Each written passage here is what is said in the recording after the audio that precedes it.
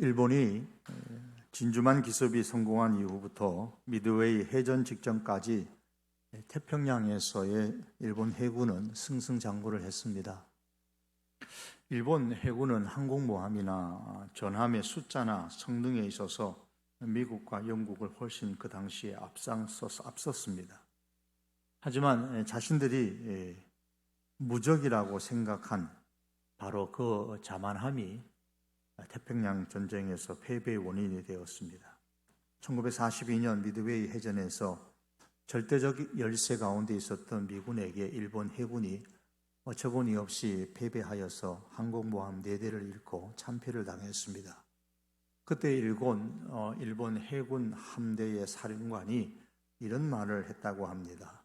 승리라는 이름의 병 때문에 우리가 망했다. 승리라는 이름의 병 때문에 우리가 망했다 그랬습니다.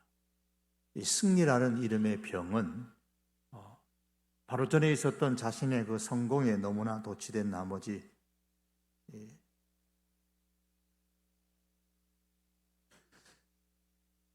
교만하여져서 그 이후에 있는 승리를 위한 어떤 노력을 경시하는 데에서부터 일어나는 병입니다. 여호수아서 7장에 보면 이스라엘이 아이성 백성과 전쟁하는 내용이 나옵니다. 이 전쟁에서 이스라엘의 군사 36명이 죽고 대패를 하고 그로 인해서 이스라엘 백성들의 마음이 녹아서 물같이 되어졌습니다. 더 큰 성 여리고성과의 전쟁에서도 승리했던 이스라엘이었는데 작은 성인 아이성과의 전쟁에서 왜 패배했습니까? 바로 승리라는 이름의 병 때문에 패배하게 되었던 겁니다. 스코틀랜드의 한 목사가 젊은 나이에 갑자기 사랑하는 아내를 병으로 잃었습니다. 아내의 장례를 치른 후에 어김없이 돌아오는 주일 예배에서 말씀을 전했습니다. 교인들이 우리 목사님께서 도대체 무엇을 설교하실까 그날따라 특별히 궁금했습니다. 젊은 목사는 자신의 아픔과 고통을 솔직하게 말했습니다. 사랑하는 사람을 잃고 그가 없이 산다는 것이 너무 고통스럽다고 솔직히 털어놓았습니다. 이렇게 고통으로 얼룩진 이 땅에서의 삶이 너무 힘들게 느껴진다고 말했습니다. 하지만 그 목사님은 사람들이 소중한 사람을 잃고 거기다가 믿음까지 버리는 이유를 모르겠다고 말했습니다. 그 이유가 이렇습니다. 무엇을 위해 믿음을 버리는 겁니까? 밝은 태양 아래에 있는 사람들은 믿음을 선택적으로 가질 수 있지만 저와 같이 슬픔의 그늘 아래에 있는 사람은 반드시 믿어야 합니다. 왜냐하면 믿음마저 없다면 정말 우리에게 남는 것은 아무것도 없기 때문입니다. 라고 이야기를 했습니다. 여러분, 슬픈 일도 있고 절망스러운 일들도 우리들의 삶 가운데 있습니다. 잃어버린 것들이 많아서 슬프고 절망스러운데 거기다가 믿음까지 잃어버린다면 남는 것이 무엇이 있겠습니까? 고난과 슬픔과 역경 가운데서 믿음을 갖는 것 쉬운 일은 아니지만 그래도 충분히 가능한 일입니다. 하지만 형통할 때에 승리하였을 때에 계속 믿음을 갖는다는 것은 더욱더 어려운 일입니다. 그런데 하나님께서는 이스라엘이 여리고성을 정복하는 방법을 가르쳐 주셨을 때에 이미 여리고성의 정복 승리 이후에도 계속하여 앞으로도 승리할 수 있는 비결을 가르쳐 주셨습니다. 그 내용이 오늘 본문 6장 17절에서 27절의 말씀입니다.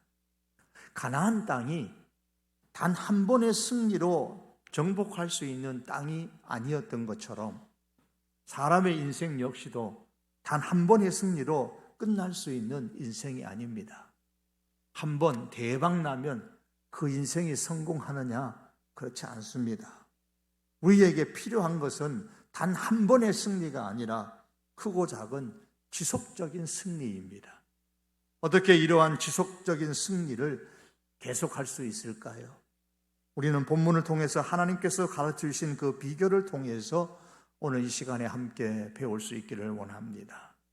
먼저 지속적인 승리의 비결은 소유에 대해서 겸손해지는 겁니다. 17절에서 19절의 말씀입니다. 17절에 보면 이 성과 그 가운데 있는 모든 것은 여호와께 온전히 바치라. 이 성이라는 것은 바로 여리고 성을 말합니다. 18절에 가면 고통을 당하게 되지 아니하도록 오직 너희는 그 바친 물건에 손대지 말라고 했고, 더 나아가서 19절에 보면은 은금과 동철 기구들은 다 여호와께 구별될 것이니 그것을 여호와의 곳간에 드릴지니라고 했습니다. 이 말씀을 들은 이스라엘 백성은 24절에 보면 은금과 동철 기구는 여호와의 집 곳간에 두었더라고 했습니다. 여호수아가 가나안 땅을 정복했던 그 왕은 여호수아서 12장 24절에 보면 31명의 왕입니다. 그렇다면 적어도 31개 이상의 크고 작은 성을 정복했다는 말입니다. 그런데 여리고 성의 것 단 하나를 제외하고 나머지는 정복한 이후에 이스라엘 백성들이 소유하도록 했습니다. 전쟁에서 승리함으로 얻은 모든 물건들을 이스라엘 백성들이 소유하도록 허락하셨습니다. 그러나 첫 번째 전쟁에서 승리했던 여리고 성의 것만은 하나님의 곳간에 다 드리라고 하셨습니다.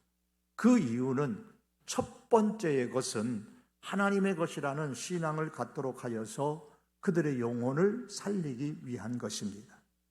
성경은 잠언서 3장에서 말씀하기를 내 재물과 내 소산물의 처음 익은 열매로 여호와를 공경하라고 했습니다.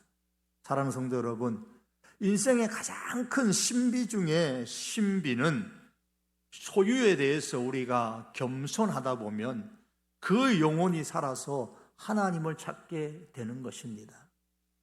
조정민이라는 분은 사람이 선물이다라는 책에서 사람은 돈을 원하고 돈은 영혼을 원합니다. 돈은 거의 신입니다 라고 그렇게 썼습니다. 그렇습니다. 소유에 대해서 교만하면 영혼이 파괴되고 소유에 대해서 겸손하면 영혼이 승승장구합니다. 성경은 말씀하기를 내가 마음에 이르기를 내 능력과 내 손의 힘으로 내가 이 재물을 얻었다 말할 것이라. 이것은 소유에 대한 교만입니다. 내 능력과 내 손의 힘으로 이 재물을 얻었다라고 말하는 것은 소유에 대한 교만입니다. 반면에 소유에 대한 겸손이 있습니다. 내 하나님 여호와를 기억하라. 그가 너에게 재물 얻을 능력을 주셨습니다. 소유가 많다고 교만한 것이 아니고 소유가 적다고 겸손한 것이 아닙니다. 많든 적든 내 소유가 내 능력과 내 손의 힘으로 만들어진 것이라고 생각하면 소유에 대한 교만이요, 하나님으로부터 왔음을 인정하면 소유에 대한 겸손입니다. 소유에 대한 교만은 사람을 죽이고 소유에 대한 겸손은 사람을 살립니다. 소유에 대한 겸손이 무너지면 믿음이 무너지게 되고, 믿음이 무너지게 되면 하나님의 능력이 차단되고, 하나님의 능력이 차단되면 영혼이 패배하여서 소유의 노예가 되고 맙니다. 하나님의 사람으로 하여금 소유에 대한 겸손을 키우기 위해서 처음 것을 10의 1을 하나님의 곳간에 드리라고 성경은 말씀합니다.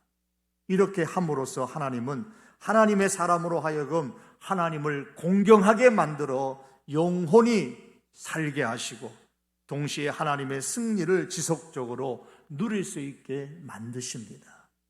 그러므로 사랑하는 성도 여러분, 소유에 대해서 겸손하십시다. 이것이 지속적인 승리의 첫 번째 비결로 하나님께서 오늘 성경을 통해서 말씀하시는 내용입니다. 승리를 지속할 수 있는 두 번째 비결은 하나님의 사람을 귀하게 여기는 겁니다. 17절 하반절에 보시면 하나님께서 여리고성을 정복할 때에 기생라합과 그 집에 동거하는 자는 모두 살려주라고 하셨습니다. 그래서 22절과 23절 그리고 25절에 보면 이 말씀에 따라 여호수아가 그대로 실행을 합니다. 특별히 22절, 25절만 보시면 이렇습니다.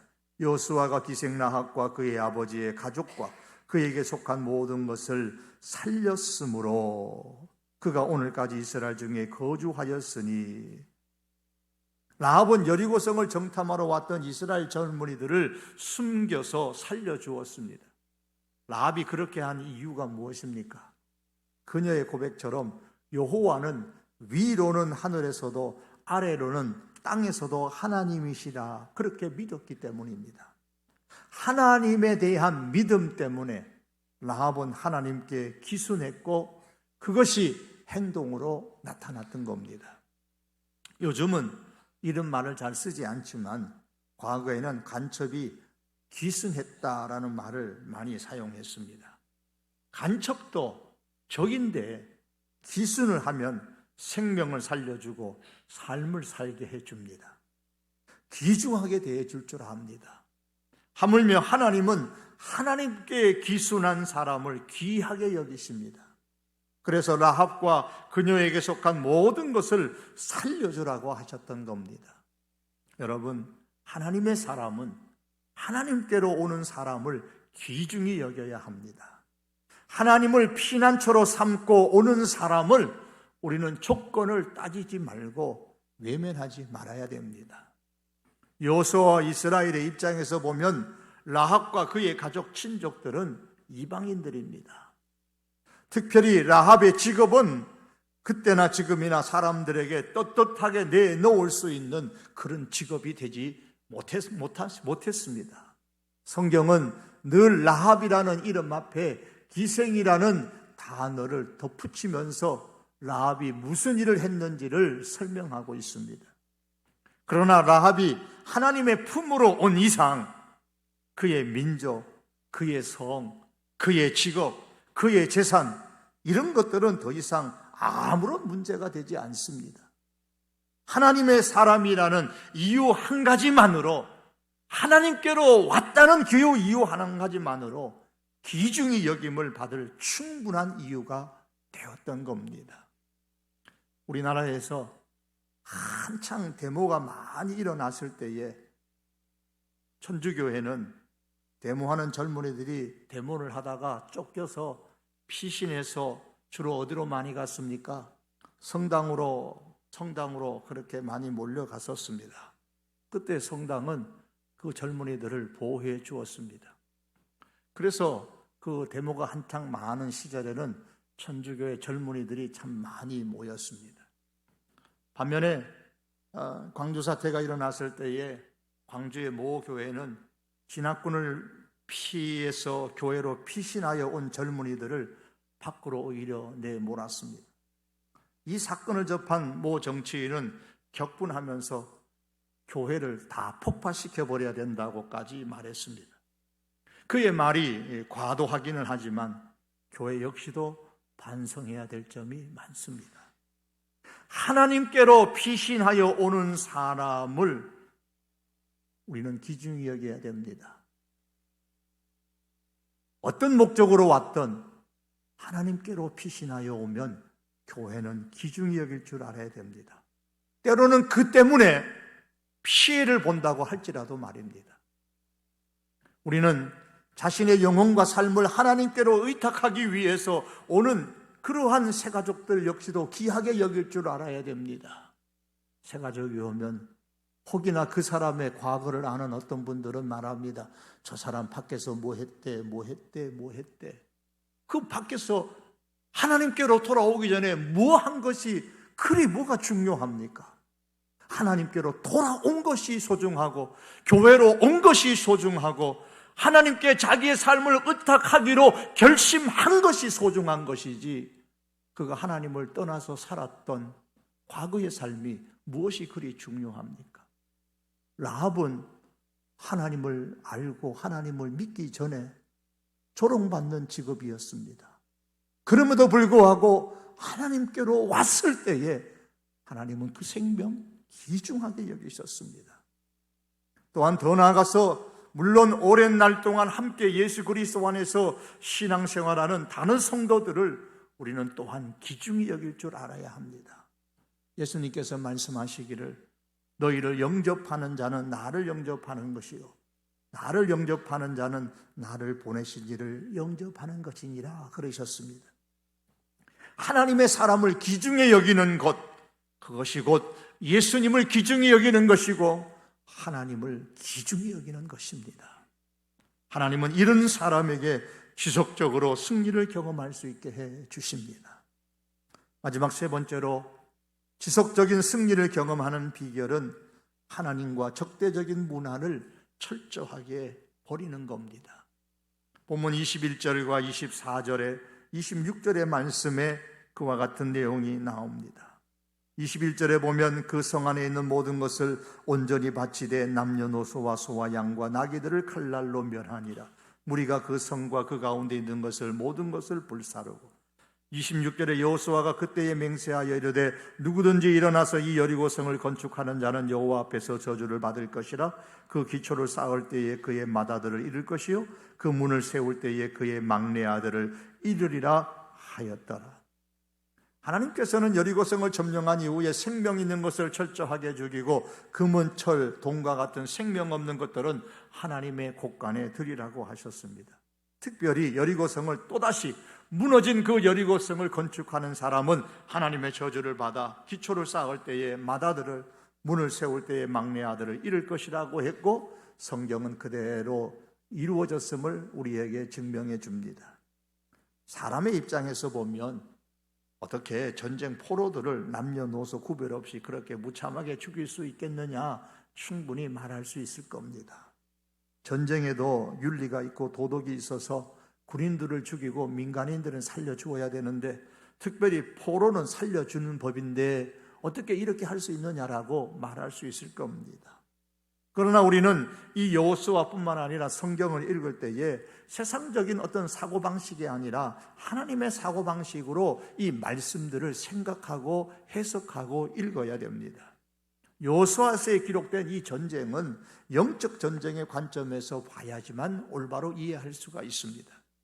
하나님께서 이스라엘을 동원하여서 가나안 땅을 점령하라고 하신 데에는 그만한 하나님의 이유가 있습니다.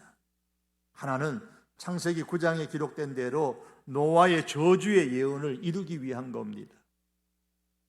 가나안은 셈의 종이 될 것이라 그렇게 예언한 바가 있었습니다.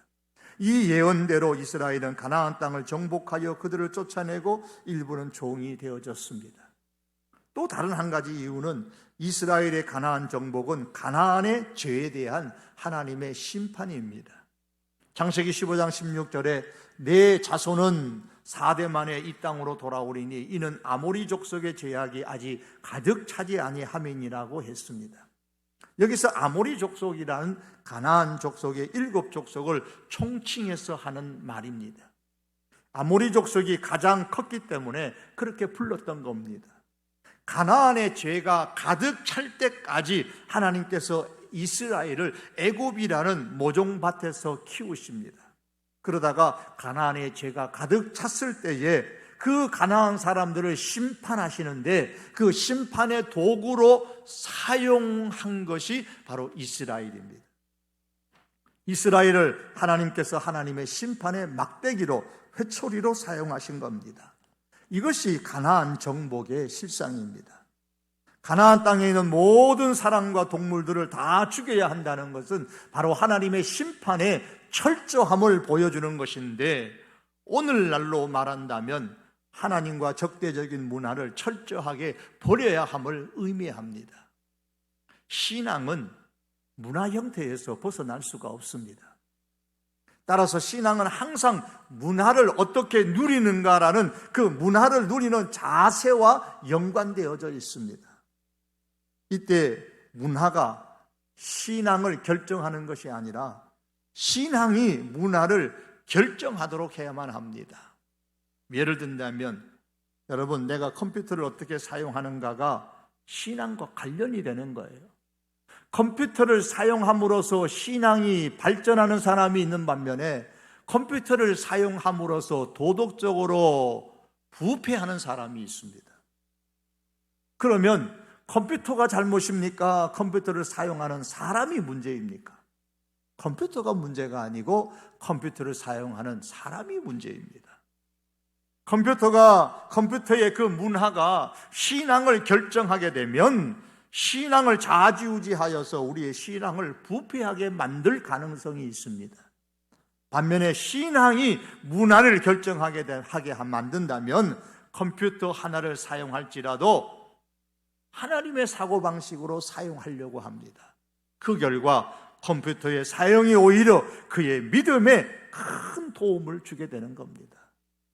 어느 시대든 문화는 그 시대의 사람들에게 편리를 제공해 줍니다.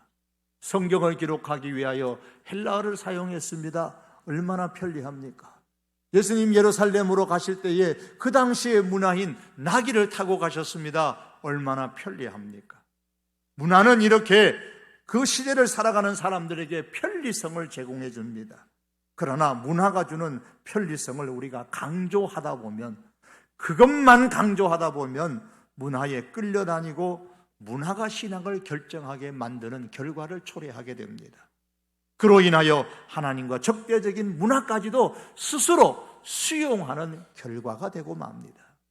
사랑하는 성도 여러분, 문화생활은 단순히 육체를 즐기기 위한 도구가 아닙니다.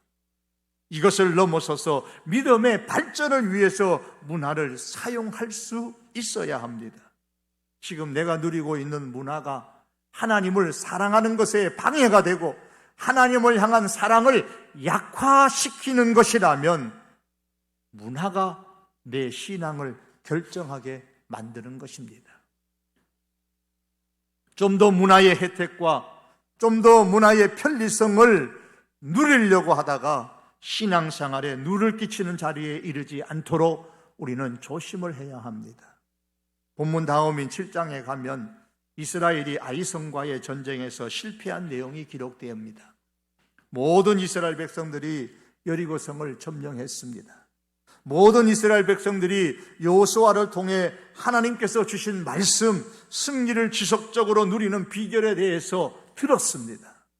그 결과 전쟁에 참여했던 모든 이스라엘 백성들은 소유에 대해서 겸손했습니다. 그래서 하나님의 것을 하나님의 곳간에 드렸습니다. 그리고 그들은 모두 하나님과 적대적인 문화를 버렸습니다. 그들의 신앙이 그들의 문화를 결정하도록 만들었습니다. 가나안의 문화가 하나님에 대한 사랑을 빼앗아 가지 못하게 만들었습니다.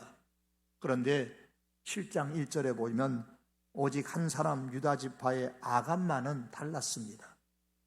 그는 같은 이스라엘 사람이었지만 그의 생각과 행동은 하나님의 사고방식에서 벗어나 있었습니다. 7장 1절에 보시면 이스라엘 자손들이 온전히 바친 물건으로 말미암아 범죄하였으니 이는 유다 지파 세라의 증손 삽디의 손자 갈미의 아들 아간이 온전히 바친 물건을 가졌습니다. 여호와께서 이스라엘 자손들에게 진노하시니라. 아간은 가나안의 문화, 외투를 갖고 싶었습니다. 가나안의 문화를 누리고 싶었습니다. 문화가 신앙을 결정하고 말았던 겁니다. 더 나아가 그는 소유에 겸손하지 못했습니다. 온전히 하나님께 바친 것들 가운데 은 200세겔과 50세겔 무게가 되는 금덩이 하나를 탐내어서 가지고 숨겼습니다. 이로 인한 결과는 매우 엄청났습니다. 이스라엘의 젊은이 36명이 전쟁에서 죽었고 그 아이성의 전쟁은 대패하였습니다. 이로 볼 때에 아간의 그 행동은 하나님의 사람을 귀중히 여기는 행동이 되지를 못했습니다. 아간 한 사람의 사고방식이 이스라엘 공동체를 두려움과 슬픔에 빠뜨렸습니다. 아간이 포도원의 작은 여우와 같은 역할을 했습니다. 성경은 아가서 2장에서 말씀합니다. 우리를 위하여 여우 곧 포도원을 허는 작은 여우를 잡으라. 우리의 포도원에 꽃이 피었음이니라. 포도원을 허는 작은 여우가 있다 그랬습니다. 꽃이 피었을 때에 그 포도원을 허는 작은 여우가 있습니다. 아간은 이스라엘이라는 포도원을 허물어뜨리는 작은 여우였습니다. 소유에 대해서 교만할 때에, 하나님의 사람을 귀중히 여기는 마음이 없을 때에, 문화가 신앙을 결정하게 내버려 둘 때에 우리는 누구든지 포도원을 허는 작은 여호가 될 수가 있습니다. 포도원을 허는 여호는 큰 여호가 아니라 작은 여호라고 했습니다. 그렇기 때문에 가볍게 생각하기 싫습니다. 작은데 베르스스럽지 않게 지나치기가 쉽습니다. 얼뜻 생각하면 작은데, 그러니 아무것도 아닌 것 같습니다. 그러나 그런 작은 것에서부터 가정의 행복은 새어나가고 교회의 은혜는 허물어집니다. 그러므로 우리는 작은 것이라고 해서 무시해서는 안 될 것입니다. 사소한 것이라고 해서 그냥 지나쳐서도 안 될 것입니다. 포도원을 허는 그 작은 여호를 잡으라고 했습니다. 작지만 그것을 잡아야 된다고 했습니다. 하나님께서도 오늘 여호수아서 7장에 보면 이 아간을 잡으라고 하셨습니다. 이스라엘은 이 작은 여호의 역할을 했던 아간을 잡았을 때에 다시 승리를 계속할 수 있었음을 우리는 여호수아서를 통해서 보게 됩니다. 사랑하는 성도 여러분, 승리를 지속적으로 하지 못하게 만드는 작은 여호가 우리들에게도 있을 수가 있습니다. 소유에 대한 겸손이 아니라 교만이 바로 작은 여호입니다. 하나님의 사람을 귀중히 여기지 않는 것이 작은 여호입니다. 신앙이 문화를 결정하게 만들지 않고 문화가 신앙을 결정하도록 만드는 것이 바로 작은 여호입니다. 이러한 작은 여호를 우리가 잡을 수 있기를 바랍니다. 사람은 몸과 영혼으로 이루어져 있습니다. 그러므로 매일 내 몸을 돌아보고 얼굴을 돌아보는 것만큼, 여러분, 우리가 얼굴을 얼마나 매일 많이 돌아봅니까? 거울을 보면서 내 얼굴을 얼마나 많이 봅니까? 그것처럼 우리의 영혼도 들여다볼 수 있기를 바랍니다. 이로 통해서 소유에 대해서 더욱더 겸손해지십시다. 하나님의 사람을 좀 더 귀중히 여기십시다. 하나님과 적대적인 문화를 버려버리십시다. 신앙의 문화를 결정하게 만드십시다. 그 결과 지속적인 승리의 삶을 주께서 우리에게 약속하신 것처럼 우리가 그 약속을 누리며 살아갈 수 있는 인생이 될 수 있기를 주님의 이름으로 축복합니다. 기도하시겠습니다. 존귀하신 주님,